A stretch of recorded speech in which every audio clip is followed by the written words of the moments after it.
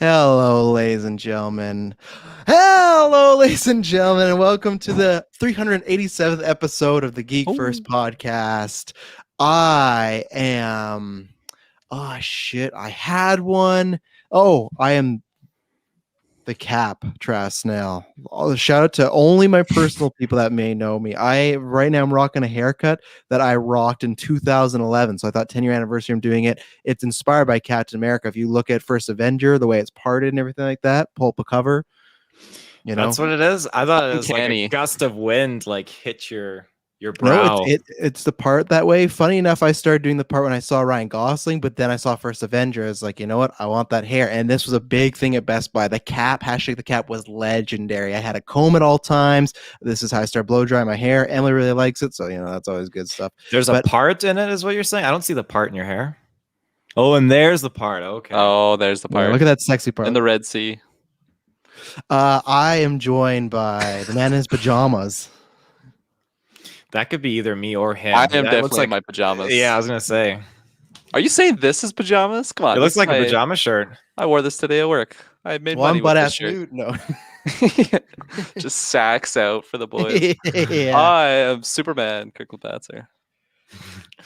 I am the Bad Batch, Taylor Field. Oh, we got Fanboy Clay in the chat already. Wow, Yeah, yeah. short his hair is. Well, first of all, I don't know what his hair looks like right now. You have to tune to I guess I do know because I tune the podcast network. But remember, he had tons of hair, and then he's shaved got it more hair than what he's got in that photo. Yeah. I'm referencing. And he has 3D I don't glasses. see him right now. So yeah. I don't know what yikes means, Fanboy Clay.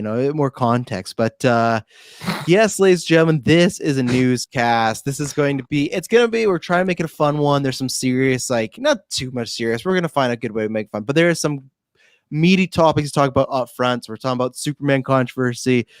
Jay, I've been waiting for this. JJ Abrams, JJ in the chat. Yikes to the cap. Oh, whatever, Clay. It was a huge thing because what happened was when I was at Best Buy, I had a comb in my pocket at all times, and I use product now. But the big thing was this part that you see now. I use product because I'm a father of 2 children. I'm a podcast machine. I work 10 hours a day, so I don't have the time. But before, no product. It would look like this. I'd blow dry. Next newscast, I'll have a picture, and it was like a huge thing. People would try to mess with my hair. Worked with the ladies, but yeah, the cap was legendary. And then so I had that's what it is. So just I want to get a comb. I want to be a guy that just carries a comb everywhere. It's pretty cool. Yeah, it was great. JJ says you caught me. So yeah, lots of people have been wanting to talk about this and been interested about our thoughts. So it's gonna be a good one. We're talking about Superman controversy and stuff like that. We're talking about Joker 2, a whole bunch of stuff. But Taylor, where can they find us on the interwebs for everything we do?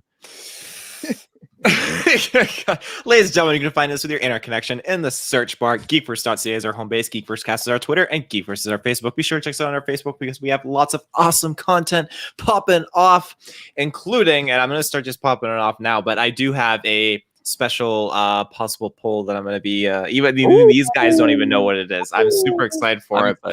And normally I take my retirement now for the summer, drop my you can call it the off season, not the retirement. Off season. I like to do Fact Fridays on our social media, like Facebook, during this time of the year, because usually I kind of this time. I thought you just meant I'm like, fuck off. There's been a Fact Friday since Logan was born. I do them usually for a span of 2 months or 3 months throughout each year, but it's usually around when the warmer months. But I feel like I just want to get right back into the poll thing, but yeah, stay tuned on our Facebook. It should be juicy. But another exciting news, Kirklin. What I was gonna say. What do you got? What do you got planned? So, actually, reveal first. Yes, reveal, please. Oh, you just took the wind right out of my lungs there. I am so excited to announce I am gonna be joined by Taylor Field, Dylan Muss, and Mr. Ruban. This Sunday, we're gonna be streaming Lunch Lady.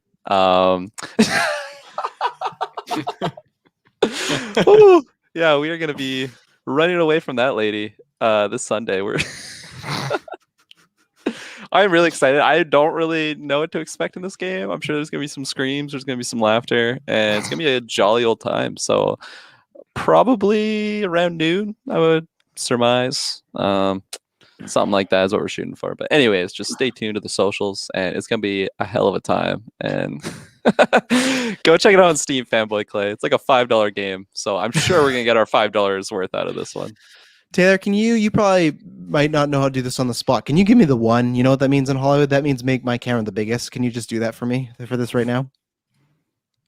That's you. That's you. I don't want me to be the biggest. So this is the one. So if I ever say give me the one, that's what I want you to do. So Taylor messaged me and he's like in the group chat, he's like, you're not gonna believe what we're streaming on Sunday. You're gonna get so excited. Here we go. And thank goodness Taylor is, and maybe he did this when he was single. Thank goodness he's no single anymore, or he was any woman I dated. Because this is like, hey, when you come over this Sunday, oh, you just wait. I'm gonna blow your mind. Yeah. You get there like expecting girl to be on the bed, laundry and all ready just to throw down. And then when you walk in, she's like, we're making muffins together. And you go, I like muffins, but that's not exactly what I planned. I'd fucking be down. This is, you can have the one in the second. Taylor all the time does this where he's like, can't wait. And there's sometimes before I'd get really excited, be like, oh man, what's this hype moment? And then be like, oh yeah, there's no Predator trailer. I just have the synopsis. Like there's stuff like this all the time where he'll try to get me so excited. So literally today I'm like, I'm not going to get excited because if you would have just told me, hey, we're playing this fun game, I would be like, oh, that's really cool. That sounds fun. But to build it up, this game I've not heard anything about it. And then you're like, boom, launch light. It looks like fun. I think everyone check out Kirklin's Resident Evil stream because that was tons of fun. But I think any horror stream games are great. So I'll definitely watch, but you build up too much. You can cut my one now. I don't know if I built up too much hype. Like, look at this. That is freaking awesome. Look at those thighs. Holy Yeah. shit. So for the audio listeners, it is a very big, like gross-looking monster, like lady who's a lunch lady who is chasing after you. Who I guess is going to be like some sort of haunted thing. So check that out Sunday around that time on Twitch. Always good stuff popping off there. Check out the YouTube version because I always say that audio version is clearly the easiest to listen to, but the YouTuber is the best. You get to see the chat. You get to see Taylor throw up the lunch lady. Last week he was throwing up hereditary memes and stuff like that. So no. Oh, sorry. Jeez. No, It's every back. time. I did the wrong one. Every time. Oh no! Here's the video. Oh my god! Holy crap. Oh my I god! didn't know you had those in your holster. That was scary. You gotta find a way now to make it so you can play the video and still have our reactions because that is nuts. So, anyways, check out the YouTube version. Always subscribe.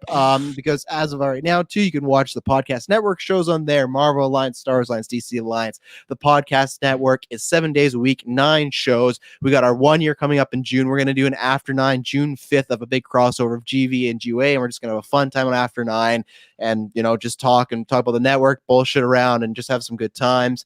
And then there'll be some fun announcements too. There'll be some fun announcements too for the 1 year podcast network. So stay tuned there. Making moves, making $1 million moves. What else is happening right now? We got the Saw retros popping off. It's a very unfortunate because we don't know next week if we're going to be seeing Spiral from the Book of Saw. Because as of right now, they're not saying they're doing VOD for a month, and our drive-in is saying they're not playing it. So unfortunately, if we can find a way to watch it, if they do VOD, we will be there. If there'll be a drive, we'll be there. But unfortunately, we might not be able to get the review it to like a month from now, which sucks big time. Other movies like Quiet Place, Fast Furious, they're all going to the drive-in, but this one is not, even though they've played horror movies there before. Yeah. So I hope they will. So we'll keep you updated. Either way, you can just get hyped for Saw. All of them are out except for Jigsaw. So you can check those out. We just dropped a Bad Batch review. Taylor, you're going to be reviewing episode 2 sometime the next 48 hours, correct? That does come out tonight, doesn't it? Maybe I'll stay up and I'll truck through it. It'd be kind of cool. There you go. So he's going to be doing that. What else is there? I guess next few weeks, Army Dead's coming up. Quiet Place 2's coming up. So just look out for our social media. That's where you can kind of find what we're going to be doing. Because obviously with COVID, schedule's kind of all up in the air, change. That's the best thing to do is go subscribe, follow, like, and you just get updates all the time. Or head over to our Patreon because you get updates all the time, but you also get ad-free exclusive early episodes. We just had 2 new patrons join. Thank you very much. They're going to be picking their movies to retro. I've seen some. We're going to be actually talking about Excalibur in the next couple months here. So this is going to be interesting. So there's some fun stuff popping off there. You can join After 9. The next After 9's in 2 weeks soon. I think me and Taylor are going to nail down the date. It might be soon, but we're going to do our first ever GV Games night, which is we're going to do some sort of game. Thinking probably Mafia or Avalon or something like that. So if you go join the phase 2 tier, you can call in and we're going to have tons of fun. Werewolf or something like that. And then check out our podcast feeds. We have this feed, but then we have the 4 other feeds. The other feeds right now, because Apple did a bunch of updates, they're not exactly live yet on Apple, except for GeekVerse News. GeekVerse News is there, so you can find the episodes of GeekVerse News that go over there when they're done on this feed, or just some old classic stuff. So that's just like, if there's anyone out there that just likes to listen to our reviews, that's what that feed's for. You don't got to subscribe to it all, but if you like everything, just hit subscribe. Please give us a nice review, 5 stars, written review on Apple Podcasts. I think I've hit everything. A shout out to Aaron Braden, Carl Ritchie, that bastard for Patreon producers. But I think that's everything under the sun. Is there anything I'm missing before we dive into this? Let's jump in. Cannonball.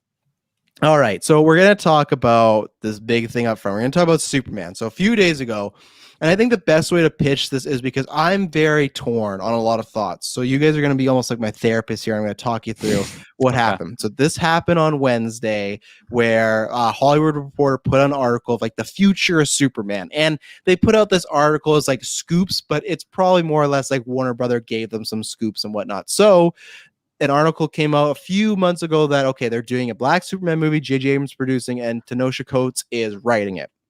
Didn't know what the character was, time frame, director, and it came out that JJ's not going to be directing it. There's like a slew of Black directors right now that are being looked at, so we'll see who could get that. But right now, it's not going to be JJ. He's just producing it. It's going to be set in the 20th century. And as right now, this is where the confusing part is, and this is where it kind of like became like a big thing, was they said that this Superman is going to be Kal-El. Now, they never said Clark Kent. That's been like kind of mixed reporting, but this report never said Kal-El. But if you go by comic history, Kal-El is Clark Kent. They're one and the same. And this kind of did a lot of things as far as, one, lots of people, calling Warner Bros. Into question. They've obviously, like Ray Fisher, some other stuff recently have had problems, like some sort of race issues. So people are like, are they just kind of doing this to save face? To be like, look, like we're not racist. I know people throw that term all the time, but like, we're not this, like we're doing a Black Superman. And the other kind of point of contention has been that, why wouldn't you use, because there's already 2 Black Superman. There's Calvin Ellis and then there's Val Zod. And I don't know much about them. One of them's actually the president while he's Superman, which is pretty cool. But like, I don't know much about them, but there was a big argument. If you want to make a Black superhero and have that representation, why not use one of those Superman, or why not do this with a Green Lantern movie, etc. So I guess my whole thing is, it's been a crazy, like, I think since the Snyder Cut dropped, it's been a crazy few things. And I don't know how to feel about DC anymore, because it's just tough, because like they have all this stuff going on and they have all this stuff that might be like potentially shady, but then it's just like, at the same time, I do want to see these movies. I want to support them, but it's tough where it's just like, I don't want to be that person that dies on the stake and just goes like, hey, I'm not going to watch anything DC more. I'm going to boycott them. Because one, I saw a lot of YouTubers do that after the Ray Fisher thing. And they're like, we talked about this, right? When Ray Fisher he was no longer a part of the Flash movie. And I saw a lot of YouTubers and podcasts. I'm not going to name drop. I don't want to start fire or anything, but like, so like, you know what, if this happens, I'm no longer going to cover anything that's not Snyder, DC or whatnot. And they still cover it. And that's the same thing for me, just even from a practical standpoint. I can never say I'm not going to cover a DC Marvel thing just because the podcast, holy shit, just because the podcast, like that's how we grow. So I'm never going to say that. There might be some things if something got really bad, but as of right now, I can't. And I just feel like Jay says, as a Black man myself, I feel like nothing but pandering, try to grab headlines. And that's where I want to throw to you guys, as far as like where I'm also torn is because there is Black Superman characters, but then there's times where like Supergirl, she's going to be a Latino, and I have no problem. Like, I'm just like, hey, anytime I've been like, sure, like if you want to change the race, go ahead. But then this time they're doing that, and there's lots of pushback. And I don't know how, because like if you were to just come to me and say like, hey, we're going to do Black Clark Kent, I don't necessarily have a problem with it, but then I see a lot of people's points, and I was actually preferring them use one of the other characters. So I know I've thrown a lot out there. Taylor, I'm going to throw you to the wolves and let you start first. Where are you on all this, as far as there's a lot of news here? This was put out on Henry Cavill's birthday. So just like a fucking, I'm sorry, but just that was not a mistake. That was on purpose. And I feel like because like they knew Henry Cavill was gonna be trending all day and people would be talking about Superman, they're like, let's put up the Superman news. And it's like, I don't know what is wrong with this studio, but Taylor, like obviously I threw a lot out there. Where do you want to start first? Oh my good Lord. So in short, for me, I feel like, okay, you have You're again. And but this is the thing but this is the thing I want to throw, because this 100%. We are three white dudes talking about this, and the reason I threw it out is because I genuinely did not know how to feel about this on Wednesday, because I honestly don't care if Clark Kent is black, but then at the same point I see everyone's point of why not raise these other characters up and make them bigger, but then at the same time I go, okay, then why don't we feel that way for when we race bend Human Torch? But then I go, okay, that's because there's only one Human Torch.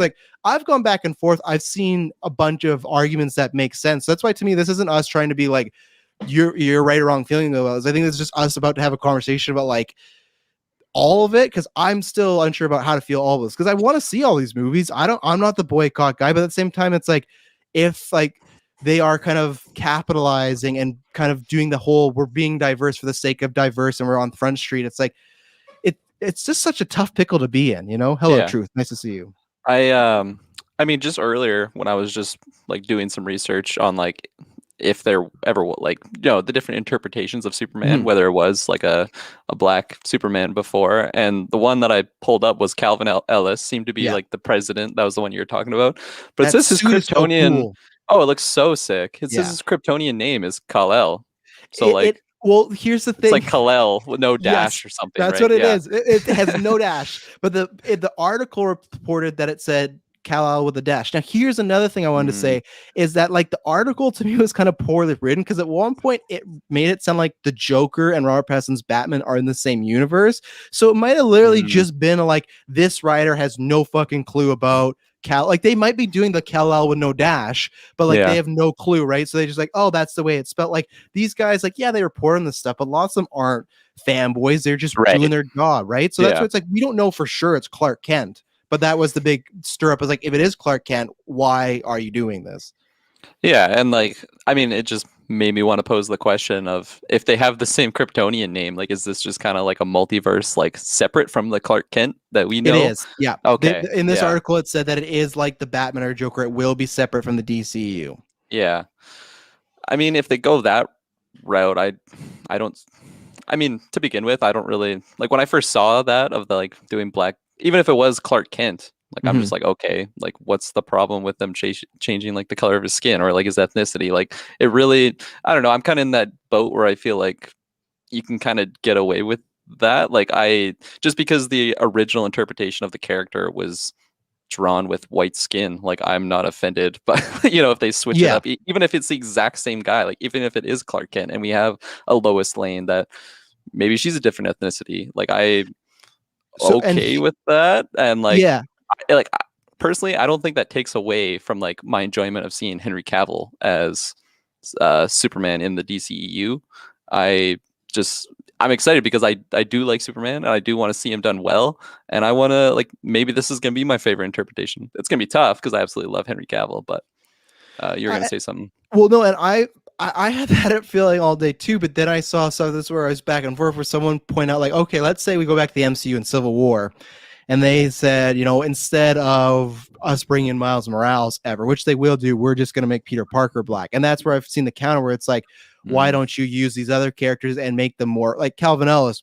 People don't know who that is. We're just learning about it for the first. I didn't even know until a few years ago. So it's why not put that character like Miles Morales in Spider-Verse, where it's you're making a new character. He's getting more popular. Or even people use the example of Sam in Falcon Winter Soldier, right? It's they didn't go, oh, we're going to do a multiverse movie and we're going to make Steve Rogers black. They did this handoff. And that's where it's that is a good point, but then you kind of have Warner Brothers, who I think is very narrow-minded, and just as if this is just Clark Kent, they just want it to be the main Superman. I honestly wish that this was a different Superman and it was in the DCU and you could have them together, almost Miles and Peter Parker. I think I would like that more.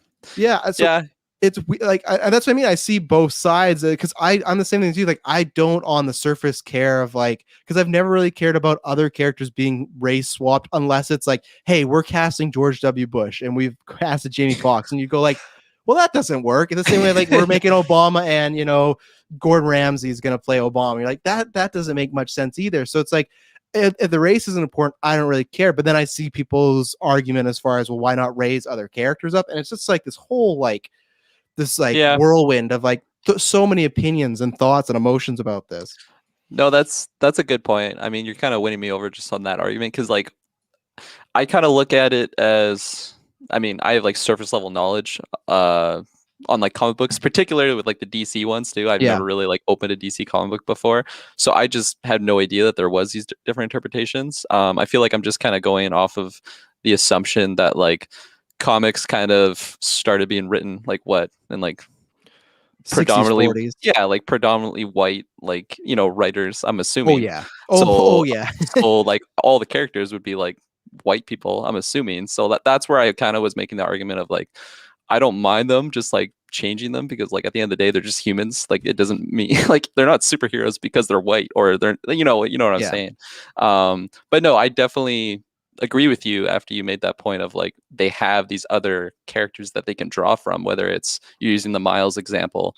I like that so much more, or I like that so much more than if they just gave Peter Parker, like changed his ethnicity. Not even if he was black, maybe they make him an Asian or something, you know, like I don't know if there is an Asian super Spider-Man out there other than like Penny Parker, I guess. Yeah, I don't know. I know there's an Asian Hulk out there. If anyone knows in the chat, I'm not Damn, sure. Asian Hulk, that's dope. Yeah. I think he's like absolutely Hulk or something like that. I can't remember his name, but yeah, and like you had the other example of what we're now Sam, seeing with Sam, exactly. And even oh no, I'm forgetting his name. Like the old school Isaiah Bradley. Isaiah Bradley, thank you. Yeah, so I mean, you're definitely winning me over with your argument, so now I definitely do see both sides, but I don't know. Taylor, you've been kind of quiet. Yeah, Kirklin saved you. Flying You were drowning. I was ready to go. No, I wasn't drowning at all. You're like, So commercial break. He's still thinking about that Sasquatch video he sent us earlier. I understand points you've made in the past, Travis, where if they change a superhero's hair color and people freak out. I remember you got into some tangents and some disputes on social media with things like that. So it's, again, when you change a piece of a superhero, I think it's totally justified because they're not real characters. They're all just make-believe. And when I'm sorry to break anyone's hearts, they're make-believe. So when you have these characters and you can like completely change them around, that's totally fine. You know, at the end of the day, if they are going to make a black Superman, by all means, do it. But if you're doing it to capitalize, which Warner Brothers is 100% doing, you know, find me a main business like in the forefront of the industry that's not trying to capitalize on this kind of stuff. I mean, it's going to be kind of difficult. I mean, if you were to capitalize on it, but do it appropriately where it's respectful and it shows a lot of truth to it, which not to like boost Disney up, but Falcon and Winter Soldier, it tackled things and it created awareness. When awareness is much more powerful than capitalizing on something. Whereas with this, I feel like it's capitalizing. Again, I don't know all those behind the scenes, what they're trying to do, whatever, you know, they don't even know spelling. They don't even know. So when you have this scenario now where you can have your white Superman, and then there are other Supermen out there that are of different culture, then I would always advocate for like, well, why don't we explore that avenue? I feel like it's a missed opportunity because it gives those characters and new stories and new opportunities, and then it also gives, I don't know, like more opportunity. And yeah, sorry, go ahead, Kirklin. Yeah, I was just gonna, because you were comparing it to like Disney and like the way that they're tackling it. I mean, like, again, just to kind of boost up Disney, they've never had like, I mean, maybe they have, but like not a big controversy, kind of like what happened with like the whole Ray Fisher stuff, which is like obviously tied to Warner Brothers. So like, yeah, I definitely agree that they're like, it seems like they're just capitalizing on, you know, the whole just movement and all. I don't know what I'm trying to say here, but what I wanted to say, Travis, your I was just gonna say, like, it's we've talked about this before, diversity, and like it's a fine line because like you do want to do like, because people lots of times say like, oh, it's forced diversity, and I say like, at times it is, yes, but it's also because like there was a forced anti-diversity for so many years. Like for so many years, there's many people that did not get cast because you're black or you're Asian. Like so Yeah. that's just like we are kind of trying to like give people more opportunity, but that's the same thing even to Disney. It's a great thing to do, but them releasing the first Black Panther in Black History Month is a full-on business. Like Yeah. this is the time, and that's where it's like it's a great thing to do, but at the same time, like I said, every company does this to the extent. It's just a question of like, how do you go about it and how genuine is it, or is this just a full like did this conversation start and they're talking to JJ and they started pitching it and it came up naturally, or was it somebody in the room said, hey, we just need to make a black Superman because we want to fit with the times? That's when it's wrong. That's when it's like, okay, like that just feels like you're using diversity as like a genre. Then you're just saying and that's probably happened in Disney. It's probably happened times before, but I feel like at least the way they're doing it so far has felt a bit more natural. As far as Sam, like the creators talked about, it said like, hey, Marvel said push the boundaries, do what you want. And again, it's tough because like with all this stuff, we're just fans hearing this like through second and third hand, right? So it's like we have no idea. Yeah, like, and because like Warner Bros. has had this terrible track record this past 2 years, we say they're bad, but it generally could have literally came up that J.J. Abrams and some people are talking about, and then it just end up going this route. But because of their past history these past 2 years, it's like the kid who cried wolf. We're not going to believe them. So right away, we're going to say like, hey, this is kind of fishy that you're doing this when, you know, a few months ago, you just removed a black guy from Flash, who, yes, he did say he didn't want to be a part of it because Walter Hermont. It's like, and that's something like none of this is like easy stuff, especially for us just in our living room here. But well, yeah, like that's kind of what I was gonna bring up though, is like because Warner Brothers was kind of like getting shit on for obviously their like controversy that they had.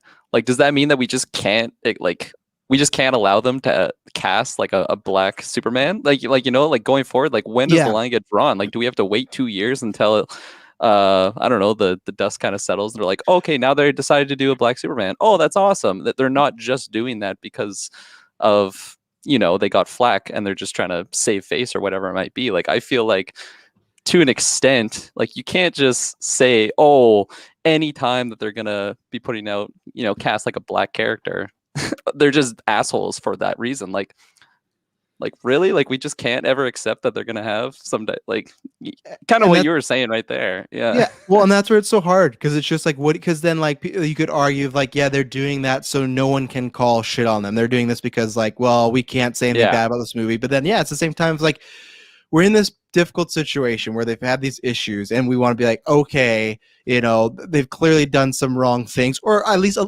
allegedly, and some people have backed up Ray Fisher, stuff like that. So it's like a he said, she said, there's some evidence, there's some not, whatever you want to believe. But either way, it's like same thing. Do we just say, okay, you can't do a black Superman, you can't do a black, you know, because that's the thing. I think people, if it was a character that was black, like we've talked about before, maybe that would feel more genuine. I think because if it's Clark Kent, people are feeling it's just a move, like, okay, make Superman black and that'll like fix the issues. But I think that goes into like another kind of big issue that's been going around as far as like two things I want to say. One, when Taylor was saying like, oh, I hate to say Disney, I'm sorry. We could have this conversation in 2008. We could have this conversation in 2016. Some people might be mad. I don't care.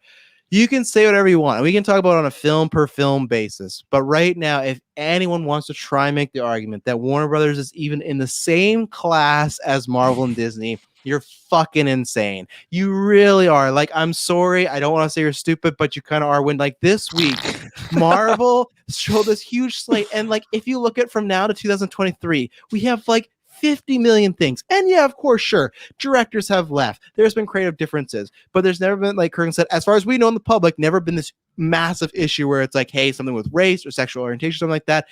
They have all this stuff coming up. And this is where check out DC Alliance this week, because Clay, as you can see in the chat, he's fired up. He's been fired up all week. He's been pissed about this. So it's going to be a good DC Alliance. But the thing is, it's like, even with this, the other thing is like so many people look at this movie and they go like, why should I care? Because look at how many movies they've announced that just don't come out.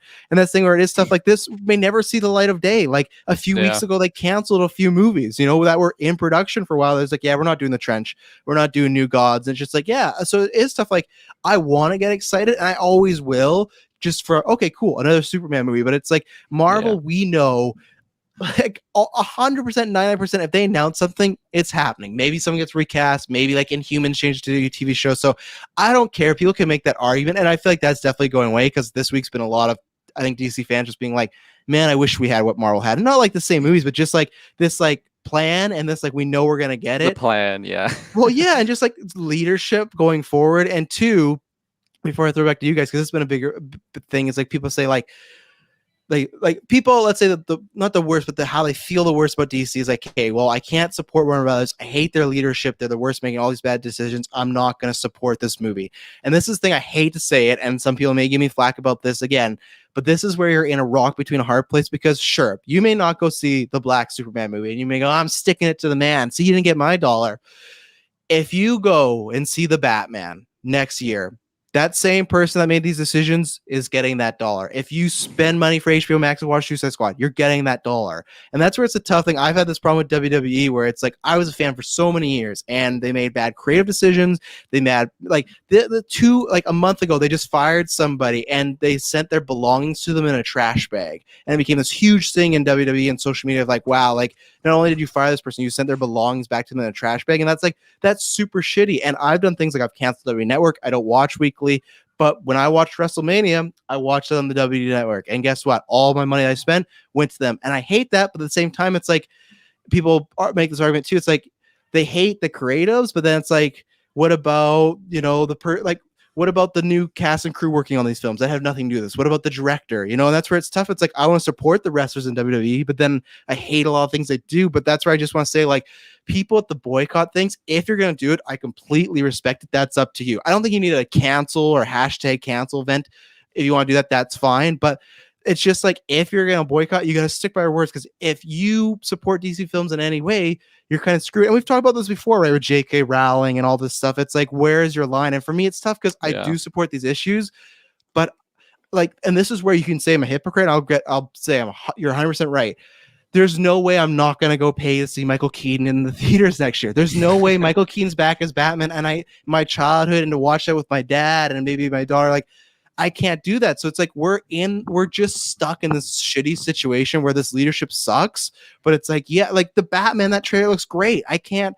So that's where it's tough. Where I tell people, like, you can do that, but anything you do for DC Films, paying towards them, you are helping them. And if they keep making money, they'll just keep making these movies. They don't care. They'll keep going on. They'll going on. Like, Tia, where do you stand on, like, because I don't think, because you're just like, you kind of not love everything, but I feel like you don't have this with, like, Halo, Assassin's Creed, and even Harry Potter. Like, it's not the biggest franchise for you, but let's say there is something like an Assassin's Creed where leadership is known to bully or do some really terrible things. Like, where do you find that line of, like, same thing with this DC of, like, we may really dislike of what's going on over there, but it's like, yeah, we still want to see these movies. So, like, how do you kind of cope with that or deal with that or figure it out? Well, that's real life in so many aspects. You're like, oh, we know going to fast food joints is bad for us, but we do. We give them power. We know going to Walmart. We give them power. What is this? I want that. We spend our money there, and like we know Walmart is not the great business to support, or same as like a Costco, but we go there because they got the deals and the bargains, and we're our own worst enemy to our mom and pop shops. And it's the same with these films. If we want to see change, then we need to boycott these films, but we don't, because like you said, Travis, we're suckered into the deals and the stuff that we want to get our hands on and have our eyes witness, like a Michael Keaton returning as Batman and all that stuff. And it's such a horrible, horrible scenario. I mean, if there was a for surefire way where you could rally everyone on the planet and be like, we're all going to boycott the new Flash movie or whatever to make a statement, and it worked, I mean, they would listen. The company would listen in a heartbeat. I mean, look at what happened with Sonic. The whole world rallied together with that and freaked out. Don't say the whole world. That's I'm saying the whole world. Everyone came together enough to make them do a change, and they literally did a change and then fired the team that did the change. So yeah, that's shut down. Like, but we still saw that movie and support. Like, I hate that happened too, because that team probably worked their asses off and then they just got let go. And I'm sure they got rehired for the sequel. But that being said, in this case, like, it's such a horrible, horrible situation. And if it was something for me that was like a serious franchise that meant a lot, and it was just like, again, I do like a lot of stuff, but when it comes to Warner Brothers, I'm super bummed out that they actually canceled the Trench, because like my highlight for me in Aquaman was seeing the Trench. This is my favorite part. It was like, this is like crazy freaky. I didn't know these things were existent in this universe. So I was so excited when they're like, James Wan, he's doing a movie for this. I was ecstatic. And you know what? They just canceled it on me now. And it's like, well, what the fuck? That's like that's literally like telling your kid Santa Claus is real.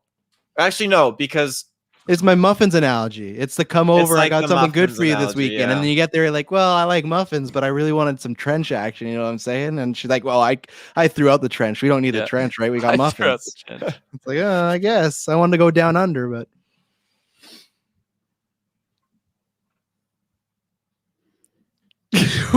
What's going on? I legitimately thought we were frozen for a second, but maybe to recover, let's take our first ad break and then we'll get Kirklin's thoughts on boycott and whatnot. So these ads help support the network. We thank you very much for listening. If you don't like them, head over to Patreon. You got a whole ad-free feed of everything we do, but this legitimately helps us grow. This helps us create new content, new feeds. Everything we do is because of these ads and Patreon. So we thank you very much. So we're going to listen to an ad right now, and then we'll be right back.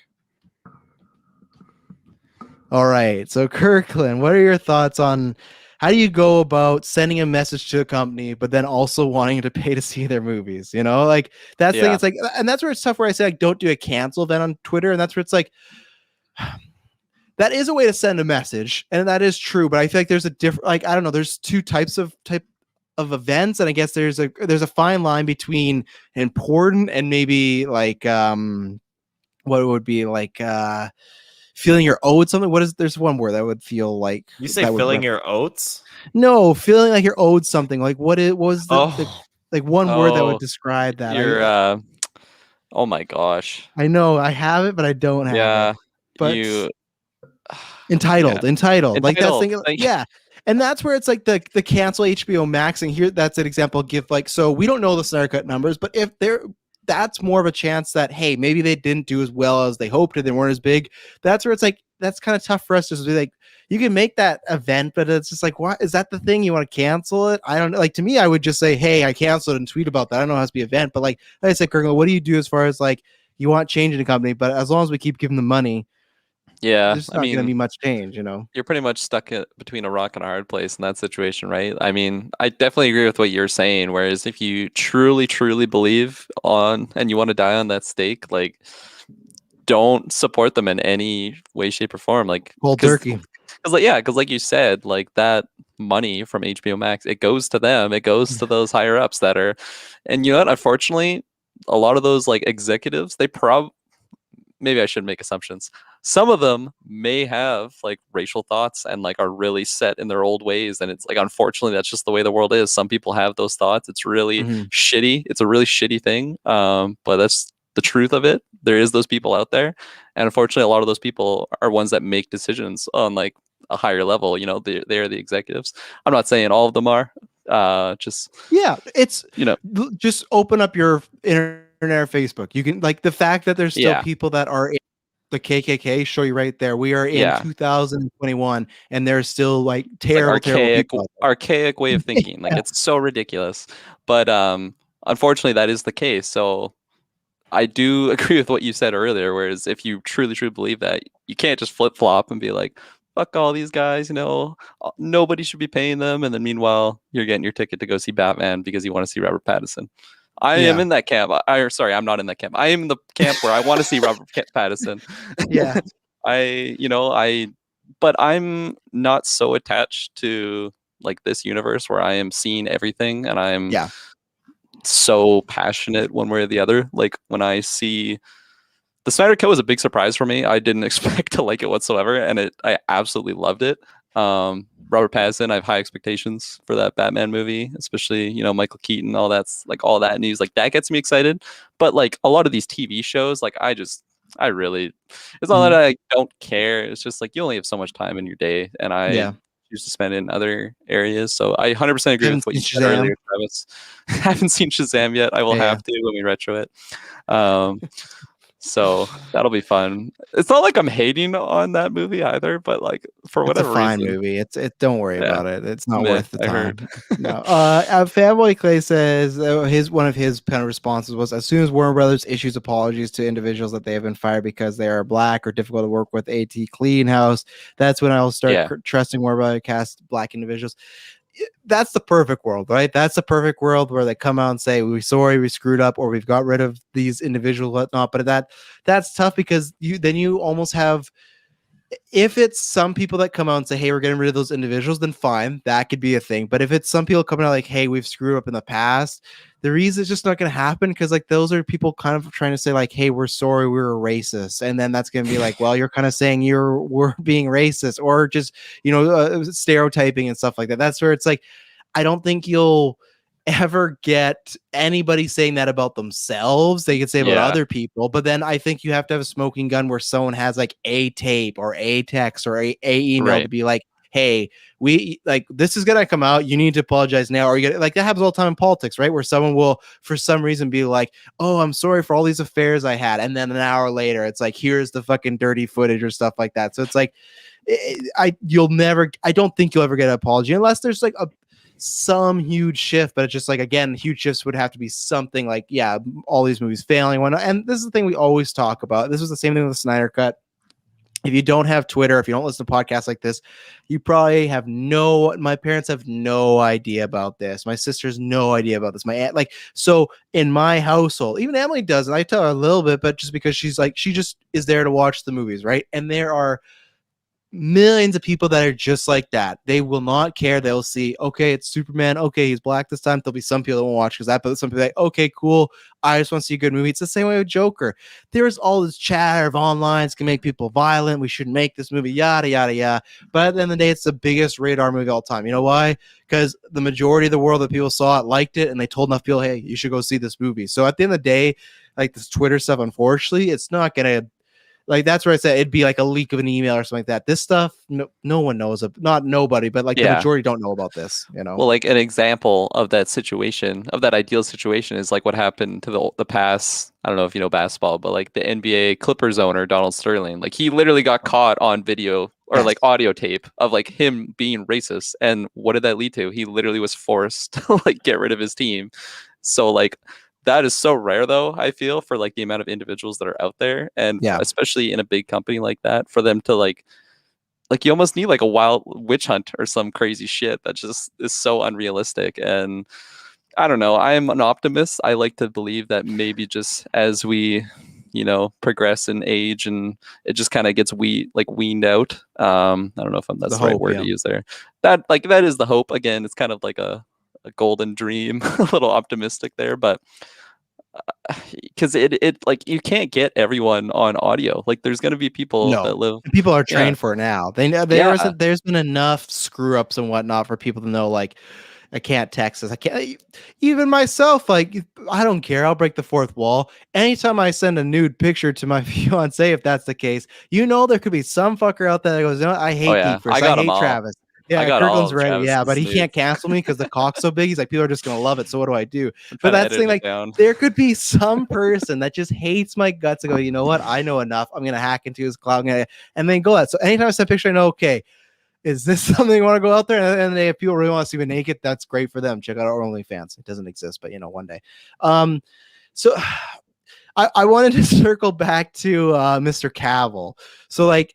They've said that this movie has nothing to do with the DCEU, but like, and this is where I just want to, we've talked about this before, and maybe we've done this before, but nowadays I just want to get like a yes or no as far as Clay says Travis was a witness to me wanting Warner Brothers to crumble. Yeah, Clay won an earthquake to take out Warner Brothers. Like I said, tune in DCA on the podcast network. He was fired up, but so like I said, they put this out on his birthday. There is a case of the pro is. It's a different universe, so we could get Henry Cavill back in the DCEU. Right now, don't have any Snyder Cut stuff. I just think, like, I don't know. If you ask me today, right now, the information I have, I think we have unfortunately seen the last of Henry Cavill as Superman, because I don't know if there's plans, and I also just don't know. Does he want those plans? Because I just don't. I am with people in this conspiracy theory. That's not a mistake. There's no way this story comes out that we're getting a new Superman on his birthday. There's no fucking way. I do not believe that for a second. That I was like, oh yeah, we didn't know. So like I've said this before, he just like There's a great video going around of Tom Cruise from Tropic Thunder talking to Matthew McConaughey, and they're just like, this is Feige talking to Henry Cavill, and he could be Bond. Yeah, Sawbones Sanchez, Feige will save Cavill. Cavill has been such a fucking Boy Scout. Here's the thing. When the Snyder Cut came out, he did support it. But you know what he also did before Snyder Cut? He said, I still want to play Superman, and I'd like to do the more hopeful stuff. I'm down to move forward. He's played ball so much. He's had the least of outbursts. Like, you look at Ray Fisher, Jason Momoa, who they might be in the right, but still from a company standpoint, they spoke out. They said this stuff. Henry Cavill has just done nothing. He's been waiting to, like, I want to play Superman again. And I've always said, I think it's just because, like, it started with him and Man of Steel, so they look at him, they go like, oh, people think of Snyder when they think of him. But I just think he got such a raw deal. And as I've said before, we need a Wolverine. This man is perfect. And maybe it's not that role, but he is such a team player that he would just be such a big add-on to Marvel. I had someone bring up to me of like, they don't want him there because they don't want the baggage of the fans to maybe come with them. I didn't think about that, but I just think that, like, I just want a Comic-Con where whatever the role is and Henry Cavill walks up on stage, and I feel bad for the fans, but just like, this guy is a fucking stud. His star's getting bigger every year. Like, the fact that Warner Brothers is not not doing more with him, I don't understand it. I really don't. Especially with the whole multiverse, you could have 2 Superman. We have 3 Batman. We have Michael Keaton, Ben Affleck, and Robert Pattinson. Those movies are all going to come in the same year. Like, but they can't have 2 Superman. Like, I don't understand. So Taylor, I know you're always conspiracy theorist. Do you think that it was just a mistake, maybe, that this report came out on his birthday, or you think that was planned? It was planned. Like, I am a conspiracy theorist. I really, really am. I think this kind of stuff, it's just one giant piece of clockwork in behind the scenes. You know, someone's pulling the strings, trying to time it all well. And I can't remember where this saying came from anymore. Oh no, I do. It came from Zack Snyder's Justice League. I love this saying, actually, from Lois Lane. You know, she checked with 3 sources and they all said the same things. You know, it must be fake. So I think that's again, this is only one source, but Run that quote by me again. Remember that? She was talking to, I think, Martian Manhunter before she realizes Martian Manhunter is like, I spoke with 3 different sources and they all said the same thing, which, you know, it's fake because they said word for word, right? Okay, there you go. That's a bit better. I got you. I don't actually remember how it actually is relevant to what I'm trying to point out, but it seems like it was. No, because no one said that. No one's asked him like, "Oh, we didn't do this with Henry" and stuff like that. Mm-hmm. And so, what do you think? Just the simple yes or no. Do we see Henry Cavill as Superman ever again? I don't know if I could put it in yes or no. I mean, yeah, you're right. Like, Warner Bros. Just jerking him around. Like, they're not really like being very cooperative. So I want to say no. Yeah. No, I'd say no. Like, yes as in no. Yeah, we got you. We got you, Lois Lane. Kirklin, where are you? Is Cavill's time done in the DCU? I want to have like a shimmer of hope that I do see him as Superman again, because I just really love that casting of him. But at the same time, like, logistically, like, you just nailed it though, of like saying like, this guy is just getting more and more popular. You know, like, he was Superman before he was Geralt of Rivia, and now he's like popping off in The Witcher. The Witcher, everybody loves The Witcher, and like, this guy is only getting more beautiful. He's only getting better. Mission Impossible was a big thing for him. They should have had 7 movies with him. Like, I don't know. Especially when we dissect these more, it just reinforces my thinking that Warner Bros. Just have no idea what the fuck they're doing. Like, they are on a ship that's just sinking, and they're just like, instead of corking it, they're just got their buckets and they're just trying to empty the water, and it's just not fixing the problem. And yeah, Feige's got to throw like I don't know what those are called, like the safety rings to Cavill or whatever. Yeah, exactly. And like, pull him over, and because like, that man is just, he's worth so much money and he can make you so much money. So like, fucking give the man his due. And it's unfortunate because it seems like he does really like the role of, you know, playing Clark Kent. And I mean, I'll preach it every day. I absolutely love seeing him, no shirt, running around as just Clark Kent. But yeah, no, it's like, realistically probably not. But I like to have a little shimmer of hope. Yeah, like there's always a chance if leadership does change at some point that like, Yeah. well, let's bring that. Because at one point I would have said that about Ben Affleck, and he's in the Flash movie, right? For some Right. reason, he's fine to come back, and some people said that might be a send off for him. So all right, fair enough, I guess. But that's at one point I was like, Ben Affleck's never gonna be Batman again, and he is. So there's all it does take is we talk about one bad email, one bad audio call, and maybe something changes, but. It's interesting to see, especially when we talk about like characters in Marvel and how they should get all these stuff. It's just like the day of the Falcon Winter Soldier finale, they announce, hey, or like it comes out that, hey, we're doing a Captain America 4 with Anthony Mackie, and you have Henry Cavill, who's only done this role 3 times since 2013, and it's just, especially, no controversy. He's a guy that's been getting bigger stars, so who knows? Anything else to say on this Superman business? Well, we talked a lot. It was a meaty one, so we'll keep you updated. I guess I can say I hope it happens because I always want to see some comic book version of him down. I like J. James. I hope he produces. I'm disappointed he's not directing, but I get why, because I want that whole creative vision to have black voices and whatnot. So I understand. I just always wanted JJ to do Superman because I just thought that would have been perfect. I know he's doing other DC stuff, so maybe he'll do another movie down the line. I know he's doing TV stuff, so.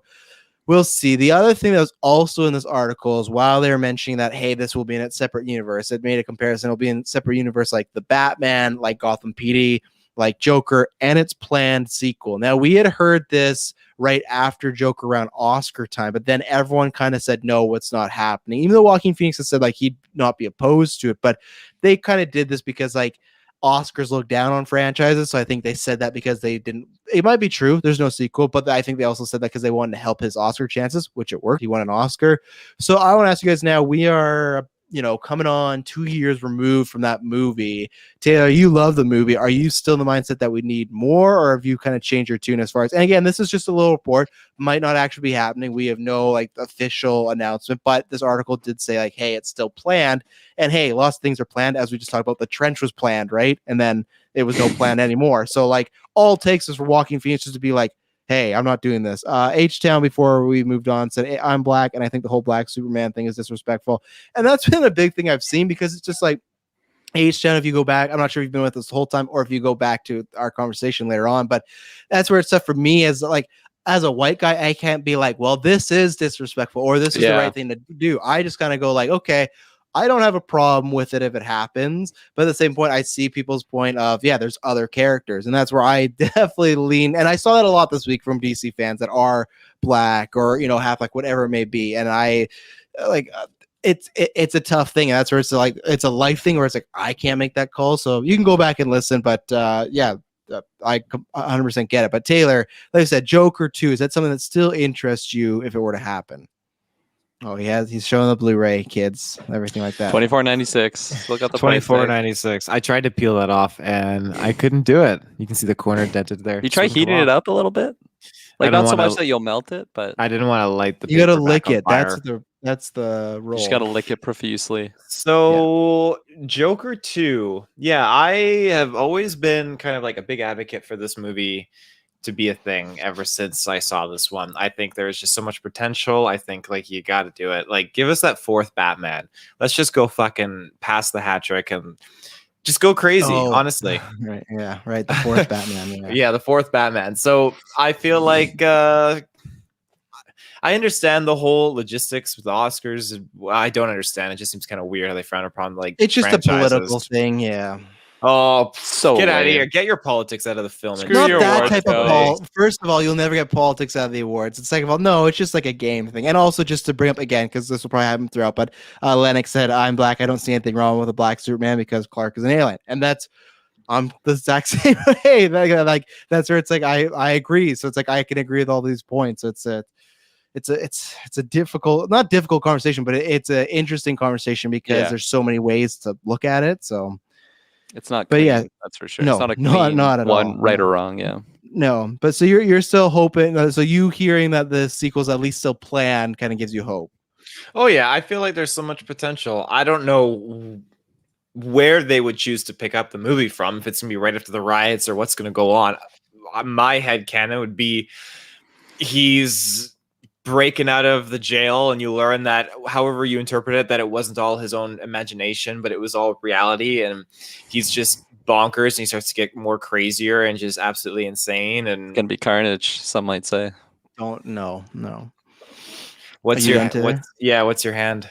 I want to say a few things. One, I just don't. Here's like Clay has brothers, other people have. I have so many things to shout, so I'm gonna rant. I'm gonna turn to Clay here. Give him the one. Give him the one. Yeah, give me the one. Give me the one, Taylor. Watch, Taylor's gonna give himself the one.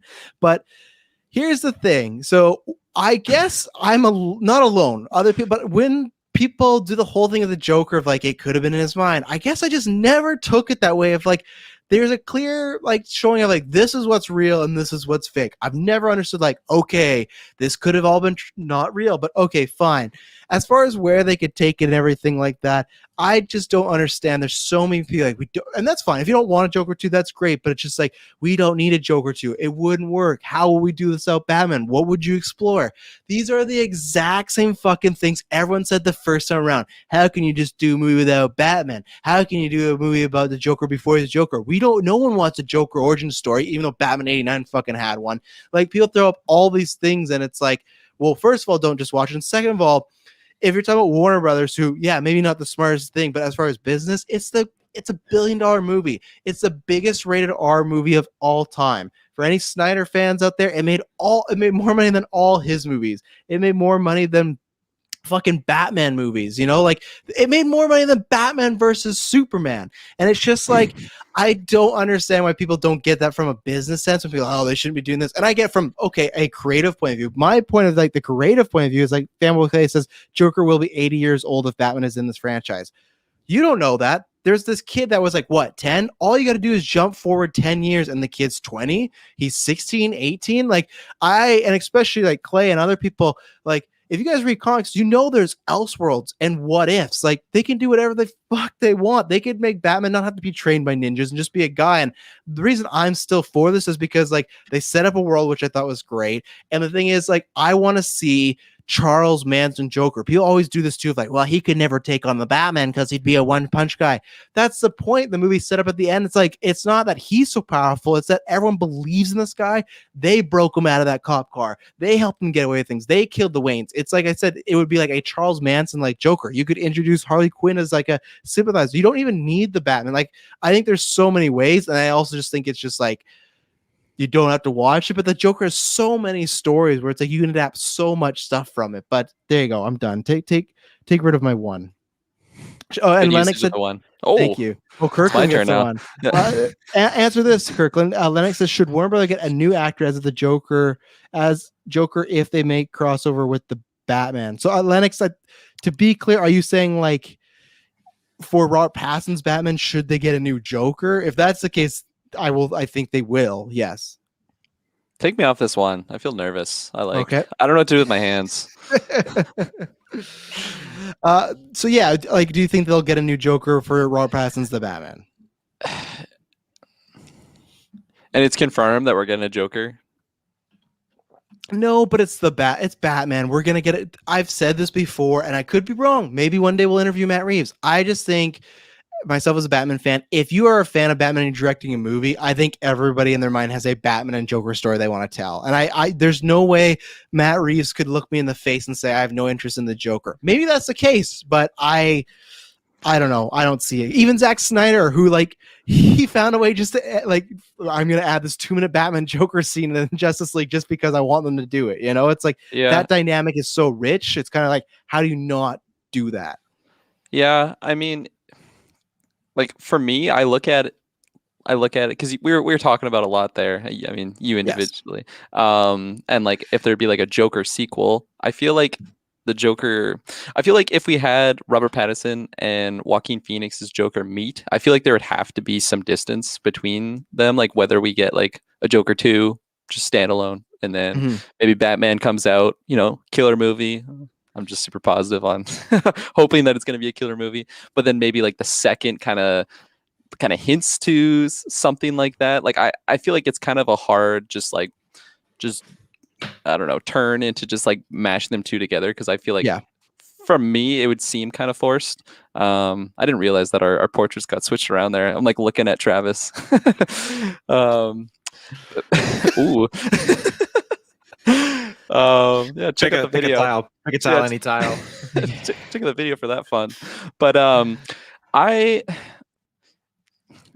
feel like it's kind of a red flag, and I don't know 100% why it would be a red flag if they recast the Joker. Maybe just because I'm coming off of like Suicide Squad's Joker. You know, just a lot of, there's just been so many different interpretations of the Joker that the ones that I've really liked have been like very much in the minority of like all of them. Like it's been a select few. That you really like? I think so. Well, you have Heath, right? Yeah, Heath. You like Heath. You like Joaquin. Did you like Jack Nicholson back in the day? I guess I. Yeah, but I feel like I like him less now that I've seen these other interpretations. Honestly, but do you still like him? I guess like so. I said so really like though. You like? I think it's the reverse. That I think you like the majority of the Jokers, and like you have Leto there. No, yeah, that's a good point. I guess I'm like I was throwing in like Caesar. I'm not a big fan of his. I never really grew up around him, so I guess there hasn't been as many as I pictured. There's been 5 in film. Yeah. No, okay. There you go. You caught me red-handed. What about that question that Fanboy Clay just pointed out? Would you guys want a Joker 2 if Joaquin wasn't a part of it? No, like if they just said this is the same Joker. Yeah. If it was like the same, like a legit sequel to the one that we saw, I would not be happy with that. No. Maybe they would get creative of like the Joker is like what you just mentioned, like Charles Manson, where it's like more of an ideology, not so much like a single man. But at the same time, I still want Joaquin to be a part of that. I mean, you really need him carried. There. Yeah. If you want and because it's COVID now, it probably wouldn't hit $1 billion. But if you want the money, like anywhere near from the first one, if there's no Joaquin, it doesn't happen. People saw that because, like, not saw, but they left with that performance. I have seen people throw this idea around, which would be fun. I just don't think Warner Brothers has the balls or creative enough to do it. They're like, imagine if we got like 5 Joker movies, but each movie was like a different director, a different actor, and like that'd be so cool because the Joker is this character you can do so much different stuff with. I would be completely down for it, but I just think they look at this and they say we need the director Phillips back and we need Joaquin Phoenix to me is key. And he's even said, like, people have brought that Phillips said no, we'll see, but like Joaquin said he would do it, and he's been notorious for not wanting to do sequels ever. He was the first choice for Doctor Strange, but he turned it down because he's like, you want me to do 5 movies? I'm not doing 5 movies, but like he was Feige's first choice. And I think with Joker, he could do a sequel, but I think they know like he can work it out. Like it's just gonna be 1 movie, and they could go from there if they want to do more or something. And he said he wanted to do more because he said he's had so much fun playing the role. But yeah, I don't, Taylor. I think you're probably in the same camp. Like if they did Joker 2, like in this continuity, you need Joaquin back. Yeah, I personally can't see why you wouldn't bring him back. I mean, he's like if he said no, I think Clay is saying like they come to him and say we really want Joker 2. He says no, like, and they try to do without him. I think that'd be a pretty big mistake. They take Aaron Taylor Johnson for the. Oh God! They just put Leto back Taylor's in. Boy. You're up. Yeah. That would be. He's not my first pick. As if I was thinking of someone as a Joker. No, I don't think he's on my list. I hate to say it. The other Quicksilver, Evan Peters, hell yeah, but no. And you know, go ahead. I just think that if he were to say no, that would be just such a crazy dynamic. But I just think he is such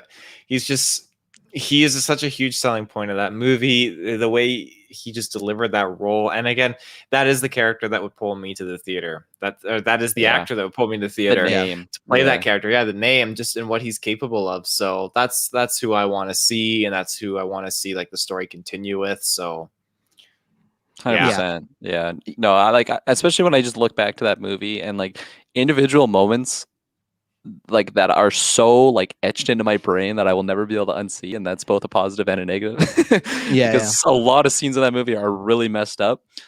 Like I don't look at like the specific camera shot they had. It's like the way that Joaquin was able to deliver in the individual moments, whether he's being really fucking weird or just really emotionally distraught. Like I feel like that's like at least 70% of the actor, like, you know. Oh, yeah. So it's tough to replace him. It's kind of a different I don't know, point, I guess, if you're wanting to bring a Joker just to have with Pattinson. I feel like that's a lot more possible. Don't know if that would be my preferred. I mean, yeah. I like if there was a like because we don't know. I think pretty much it's been hinted at that the Batman is in modern day. So yes, at that point, if they did his Joker with that, then yeah, he is going to be like 80 years old, and I don't like that. he would If be there was a older. way to like smudge the time frame, yeah, I'd love that. Like imagine we get the Batman, we get Batman 2, and like the end credit scene is like Joaquin Phoenix's Joker showing up. That'd be a fucking hype moment. And so far, the worlds look like they're like grounded, the real world. Like the Batman looks like it's just like Nolan's, right? That it's a real world crime gritty thing. So it's like they both have that going for it. But I just think that it is. And the other thing I'll just shout out, I'm sick and tired. Like he is a great actor. I don't have him, but I just think Bill Skarsgård as a Joker. It's like I get that he was Pennywise, but it's just like I don't. I think it's just kind of like a typecast now. It's just like I just feel like it would be that again. But Kirklin Petzer of GeekVerse podcast trying to show his true quality.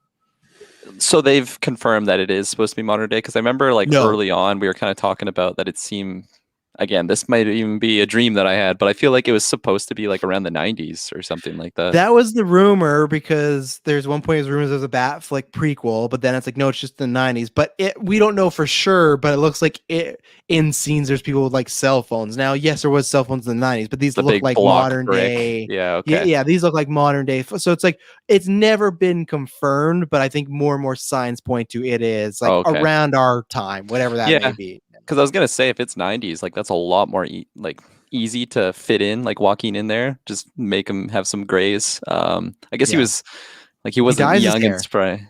Yeah, true. There you go. He wasn't young and spry in the Joker, so it's not like he was like 22 in that movie. But yeah, if you go to like 90s, it's weird to say now, but like that's a big jump from 2021, you know?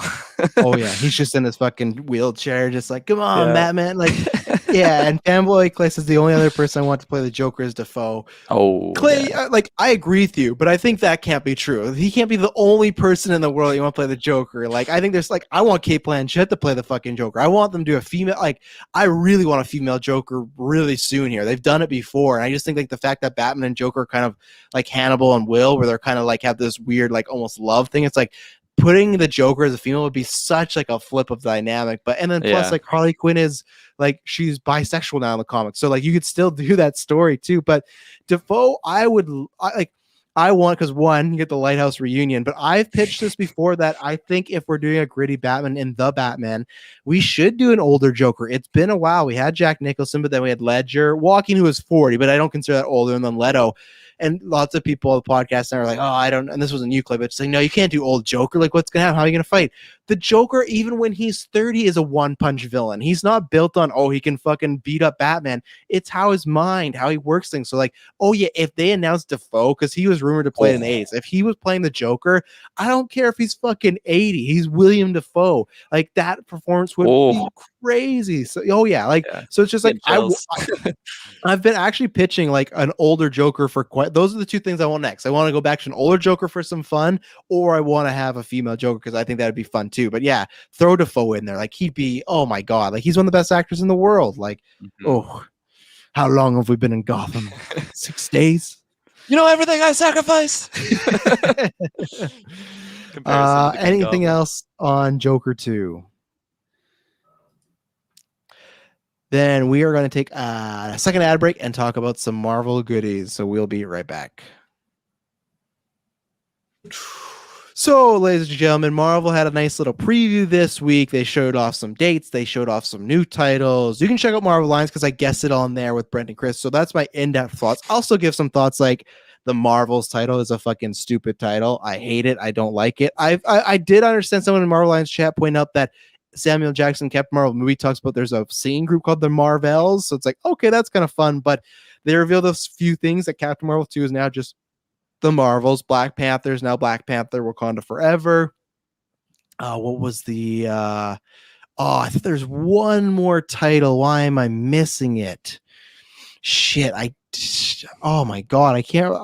I thought there was one more title they revealed. Maybe they didn't, but they showed some Eternals footage.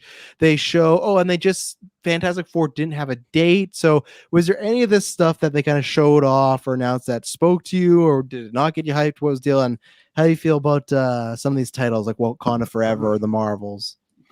I really like the Wakanda Forever title. I feel like it's very fitting, especially. I mean, you got to imagine that this movie is going to be kind of honoring like the memory of Chadwick Boseman in some way, shape, or form.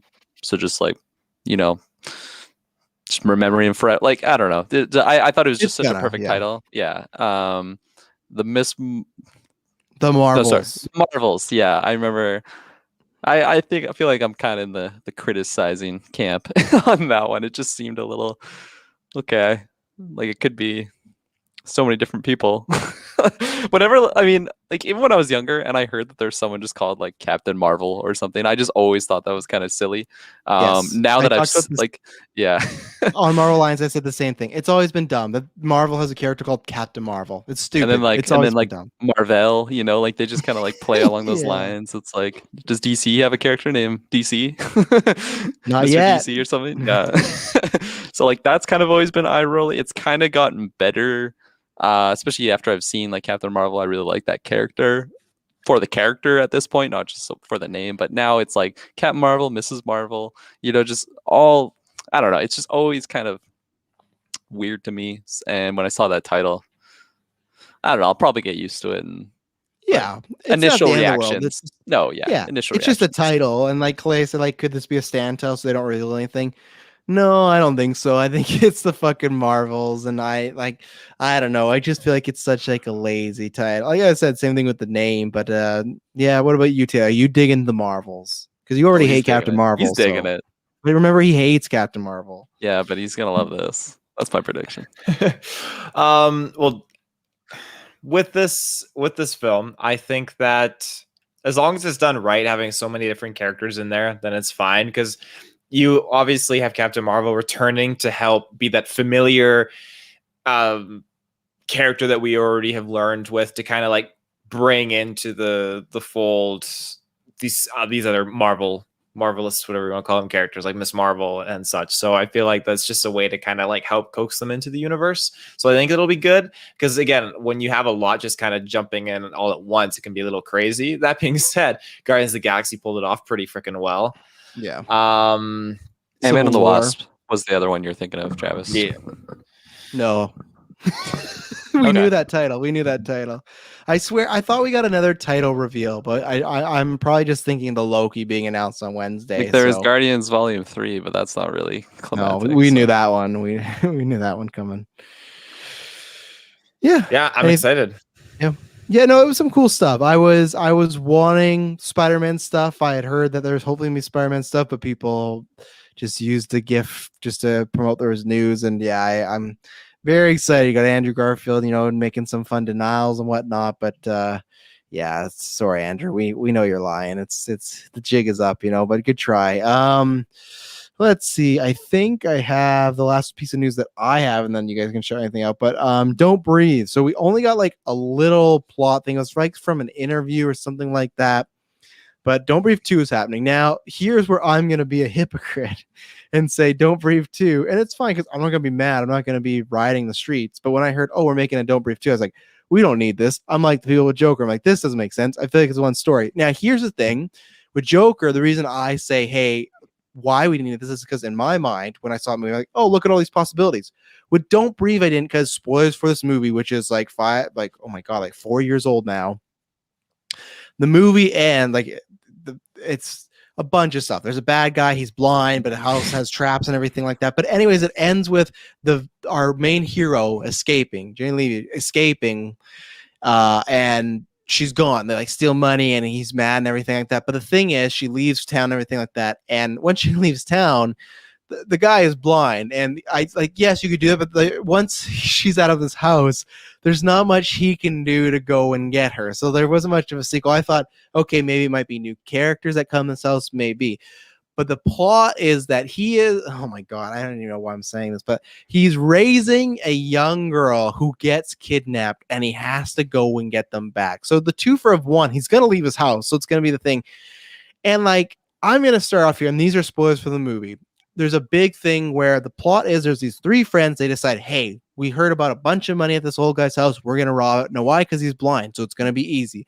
They get in there and things aren't how they appear to be, because in the basement, there is a girl tied up to the bed and everything like that. She can't go because there's this whole plot where she accidentally hit the guy's daughter and killed her. So the blind man's thinking is he's going to get this woman pregnant, get a new child, and then let her leave, because it's like, well, you took a child from me, so you're going to give me the child. And the most famous thing from this movie is there's a fridge downstairs and there's a turkey baster of just his semen, and it's gross. There's a part where the main character shoves it in his mouth. Yeah. Great movie. Fede Alvarez is like, great director. But the thing is, don't talk about going in the mouth and do a chef's kiss after. Chef's kiss and that turkey baster. So the thing is, this is a character who kidnapped a woman. Sure, yes, of course, big mistake. Killed his daughter. It is an accident, but still, you don't kidnap people. And sure, he's not using his body, but that is rape. You are taking a turkey baster trying to get this person pregnant. This is rape. You're telling me, and I feel like this is under the radar right now because people don't care, but when that trailer comes out, you're telling me we've had the Me Too movement, we've had all these big things about women. You're telling me in 2021, 22, whenever this fucking movie comes out, that the guy who had a girl down in the basement and was trying to get her pregnant with a turkey baster is now going to be the hero or protagonist of the sequel? Are you fucking kidding me? Now, maybe the interviewer got something wrong. Maybe when we see this trailer, go, okay, this is how it actually is. There's an actual different main character. Maybe this young girl was kidnapped and she's a character trying to also still get away from him. We will see. But if he is just the hero in an action movie, Liam Neeson style, like, I gotta get back this little girl, who around the room did not look at each other and be like, fuck, this is a bad idea. Why are we doing it? So, like I said, I'm just pressing this on the 2 lines we've heard, and especially even just like him raising a young girl. Where the fuck did he get this young girl? Because last movie he was trying to get someone pregnant. So did he succeed and get someone pregnant? Did he take their young child? This just sounds like it's just riddled with bad ideas. The only thing, and this is my last point before I throw it over, the only thing I can think of is how they may get away with this is if this little girl is the daughter that he lost before, and it's like a prequel of like before he became really bad, he was this like, I don't know, guy who really loved his daughter. That might be how they do it, but it's still just like, I didn't have much interest in the movie already, but when I heard this, I was like, you're gonna try and make this guy like us root for him in a sense. All right, I can't wait to see how you pull this off, because I think this is a terrible idea. But Kirklin Patzer, what do you think about this? Yeah, I mean, I couldn't believe, like, you threw it in like the news notes. I just couldn't believe that this is actually a thing. Like, did this movie make a shit ton of money and they're like, let's just do a sequel because it made so much money? Did. I'll check, but I think it was pretty low budget and then it made lots of money. It was a big hit in the summer, but I'll get back to you right now. I feel like they'll really have to hit along the lines of like, maybe like it is, his blood family, not just like some random girl that he's trying to go get. I feel like that's the only way you could really sell it. Like, I don't know how you got a big gas. Oh, this is why they're making this movie. Budget $10 million, box office $160 million. Oh, I mean, 150. Shit. Like, obviously there's promotion, so double. Okay, even then you double it. They spent $20 million and they got $140 million back. That's why they're making a sequel.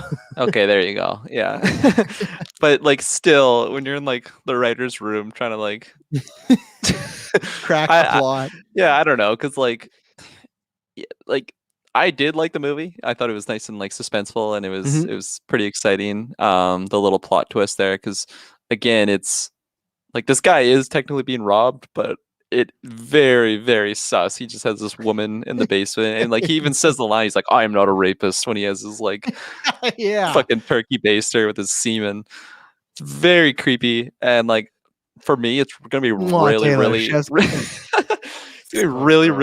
hard for me to like perceive this guy to be a hero and like a nice guy and like root for him. Maybe it's gonna be a movie that just like you're not rooting for anyone, because like I wasn't even really rooting for those kids. They're kind of being dicks and like breaking into this guy's house. They're just taking advantage of this blind dude. But But good I thing they don't know. did. They got that woman out. Good thing they did. I mean, didn't they? No, didn't she die? Again, we're in spoilers. Yeah, she got did shot. die. Yeah, everyone died except for the main character. And the guy's all so, yeah. distraught. That's why he has to get a new batch of his semen all ready to go. Yeah. And then because he has like the other girl, but Right, he does try to New lock her up. batch. Oh fuck. That's coming to Disney Plus this fall. The new batch. the new. Yeah, it's pretty weird to me, but I guess money talks. So The only thing I can think of, like I said, like that is the plot, but it like I said, maybe the little girl, like she's still, maybe she tries to escape his house and then she also gets kidnapped and he is going to get her back, but he's not like the main character. She's like, well, I want the little girl back, so I'm going to go, but he's still like an antagonist in a way. That's the only thing of like, maybe he is a main character in a sense, but he's not like the hero or the lead. That's my hope, is that the lead is maybe this little girl, and that is the plot. That's how maybe she escapes these bad guys, because he comes in and fucks shit up. So it's kind of like she's in the middle of like trying to escape from this terrible old guy, but then also whoever kidnaps her. That's my hope. That just on the surface, it sounds like, okay, he's the hero, but really when we see a trailer, that's why I'm being overreactive just to the sentences. But like, if I see this trailer, like I really believe there's no way he can just be like the hero trying to get like this adopted daughter back. There's no way. I will not believe it till I see a trailer. And if that's the trailer, I'm just gonna be like, well, you guys got a fucking set of balls, because like this is like, I don't know. I that's interesting. But Taylor, what do you think about you? Is this the chef's kiss? So the first movie, it's okay. It's not anything great. What? And I think the idea about having them trapped in this house with the guy blind, everything, I thought that was a very, very cool concept. But when it got to that really like freaky weird shit at the end, I thought, okay, like, not that I lost interest, but I thought, this is just, I don't need to see a movie with this in it. This is you're like just cooking with your turkey baster at the time. I was making a big bird in the oven, like, no. It was just such a gross thing. And again, sure, if you want to create awareness for this, I've never heard of something like this existing out there. I'm sure it happens, but I mean, it's just put it in a documentary. I don't think they were trying to create awareness. I think it was just, hey, we gotta fucking, like, you say that, but like the turkey baster and that storyline, like that stuck out with everybody. Like everyone know when you say don't breathe in the turkey baster, right away you think of, oh man, like, so it's kind of iconic in a way. Like, yeah, I guess so. Them doing a sequel is one thing. Them trying to make the rapist a hero is such a fucked up scenario. I'm sorry. Like, I'm sure they'll spin it some which way, but do you have a way in your mind of like where the sentences make this seem worse? Because like they never do say, like, I'll try and get the actual quote, because I don't think they actually say the hero, but they do just say, I'll read it verbatim just to see what we're dealing with. But like, is there any way you could see and be like, okay, this is how he could be the main character, but not be like the hero? You know, like, because you have stuff like American Psycho and stuff where it's like he's the main character, but we're not cheering for him because he's the bad guy and stuff, you know, like. I don't know, it's hard because I mean, you have it's just because he's got that rape mentality, or not rape mentality, but just that association connected to him. Now when you have characters like the Joker and such that are completely psychotic and murderous and everything, like, you know, rape, murder, all that kind of stuff, it definitely falls into this category of horrendous, atrocious things that you do in the human race. So, but the difference between him and the Joker, I would say, is we get to see with the Joker this, again, they put it out there that he doesn't have boundaries and limitations. He's completely crazy, but there is certain things he adheres to, I feel like, at the same time. And with the Joker's character portrayed in these different mediums, you do feel a kind of source of sympathy for him, I would say, in some ways. But when you come to this character, we're introduced to someone who's just completely murderous, who is just completely a rapist, and without anything else added into that mix, no other context, they're just going to make him into a good guy? I don't think so. So here is the synopsis from BloodyDisgusting.com. In Don't Breathe 2, the blind man has been hiding out for years in an isolated cabin and has taken in and raised a young girl orphan from a house fire. So see, I didn't see that part. So I guess he's living there. He bumps in and finds this girl, and it's like I guess he gets his daughter back in a way. So like he's not going to be doing any of that like Turkey stuff in this. based. But what movie. happens when she gets older, though, and he wants a granddaughter? That wasn't the point. No, but he's completely fucked. And with the mentality that they established with him, it's off the rails. Don't make me defend this dude, but they clearly, like, his motivation is he just wants another child because his child was taken away. That's it. I don't think it's like all that stuff. I don't think it's like, no, you need to give me a child. No, I think it's just he lost a child. He wanted a child back. And I don't think any of that turkey baster stuff will be in there. But the problem is, even if they don't even acknowledge any of that stuff and do try and make it like a hero, not even a hero tale, just him trying to get this girl back, it's like we still know the character, we still remember what he did. And